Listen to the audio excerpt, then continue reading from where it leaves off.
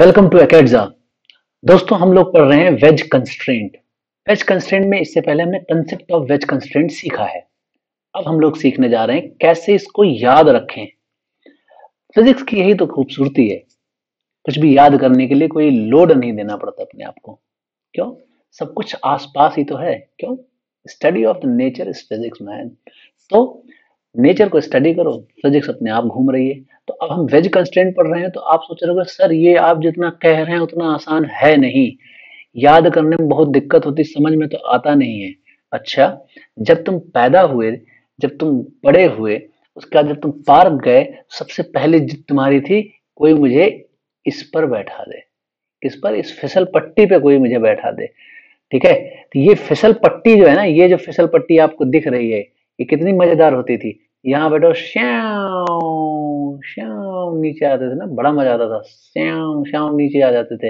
लेकिन जब 11th में आया ना, जब मास्टर ने कहा ना today we are going to study wedge constraint, तब आपके जो है होश उड़ गए कि अरे ये वेज कंस्ट्रेंट क्या होता है and what is this veg.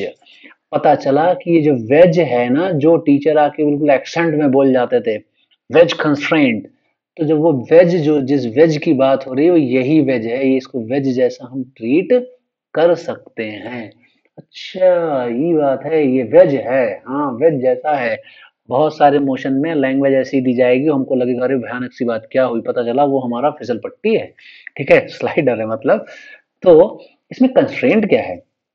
Constraint में क्या कसम है? इसमें कसम है कि इसी के अलोंग चलोगे। यही कसम, यही कसम है कि तुम इसके अलोंग चलोगे। बस यही कंस्ट्रेंट है कि इसके अलोंग चलोगे। इसके अलोंग चलोगे मतलब हमेशा जब इस पे चलोगे तो या तो उड़ जाओ भाई, यहीं से उड़ोगे तो है नहीं, फिसलते हुए आ रहे हो, तो इसी के अलोंग चलोगे। इसका मतलब क्या है? इसी से चिपक के चलोगे, इसी से आप चिपक के चलेंगे।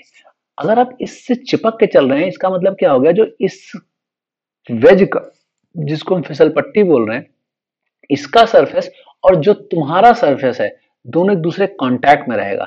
ना तो तुम इसके अंदर घुस जाओगे, किसके? फिसल पट्टी के, ना ये फिसल पट्टी तुम्हारे अंदर घुस जाएगी। मतलब दोनों एक दूसरे टच करते हुए आओगे।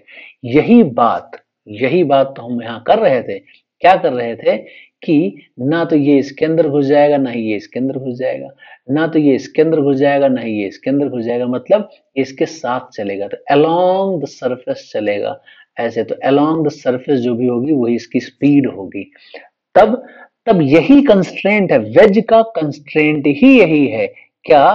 कि अलोंग द सरफेस जो भी होगी वेलोसिटी आएगी विद रिस्पेक्ट टू वेज, और normal to the contact surface, normal to the contact surface कोई रिलेटिव वेलोसिटी नहीं होगी। क्यों रिलेटिव वेलोसिटी नहीं? मतलब समझते हो, या तो इसके अंदर चला जाए, वो उसके अंदर चला जाए। ये है हमारा वेज कंस्ट्रेंट। बहुत सिंपली देखो, समझ में आ रहा है। अभी इस पर बेस्ड हम क्वेश्चन करेंगे, बहुत अच्छी अच्छी बुक्स के क्वेश्चन करेंगे जो आपको चुटकियों में हो जाएंगे। कंस्ट्रेंट क्या याद करना है आपको? Normal to the contact surface, no relative velocity. Normal to the contact surface, जो ब्लॉक्स होंगे, जो बॉडीज होंगी, उनकी कोई रिलेटिव वेलोसिटी नहीं होगी। अब हम थोड़ा, एक तो ये बात हो गई कि याद हो गया हमें कि फिसल पट्टी में अलोंग चलते, इसके अंदर बाहर नहीं जाते। अब इसी बात को समझने के लिए, किस बात को? इस बात को याद करने के लिए, समझने के लिए हम एक और एग्जांपल आपको लेते हैं जिसमें स्ट्रिंग भी लगी हो। साथ में क्या लगी हो? स्ट्रिंग लगी हो। और कंस्ट्रेंट क्या है? यहाँ स्ट्रिंग का भी है, ब्लॉक का भी है। ऐसे दो हॉरिजॉन्टल सरफेस पे ब्लॉक रखे हैं, एक स्ट्रिंग से लगे हैं। अगर मैं बोलता हूं कि इसको अगर मैंने इधर की तरफ v स्पीड दिया है, तो इसकी स्पीड क्या होगी? देखो, यहाँ पर स्ट्रिंग का कंस्ट्रेंट है, साथ में इस ब्लॉक के ऊपर ये ब्लॉक चलने के लिए मजबूर है, इसका भी कंस्ट्रेंट है। तो अगर मैंने इसको इधर की तरफ v स्पीड दिया, तो मतलब ये वाला सिरा इसका, मान लो किसी टाइम पे ये x चल के गया, तो अब ये भी x ही चल के जाए, कुछ बताने की खास जरूरत है नहीं। मतलब ये रस्सी भी इसके साथ है, तो वो भी x चल के जाएगी इधर। तो ये रस्सी भी x चल के गई इधर। तो ये रस्सी अगर x चल के गई, तो ये वाली रस्सी कहीं बढ़ तो रही नहीं, क्योंकि रस्सी इनएक्सटेंसिबल है। तो ये वाली रस्सी भी जो है इस तरफ, इस तरफ x चल के जाएगी।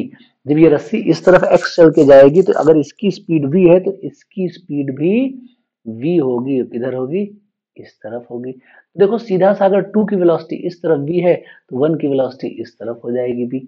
सिंपल सी बात है, बहुत आसानी से समझ में आ गया होगा आपको।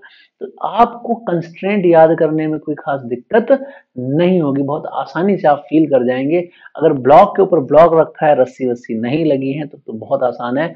Normal to the contact surface, no relative velocity. String लगी है तो स्ट्रिंग को ध्यान में रखते हुए कंस्ट्रेंट सोचिए, आसानी से आपको समझ में आ जाएगा। मेरे ख्याल से अब आपको अच्छे से समझ में आ गया होगा।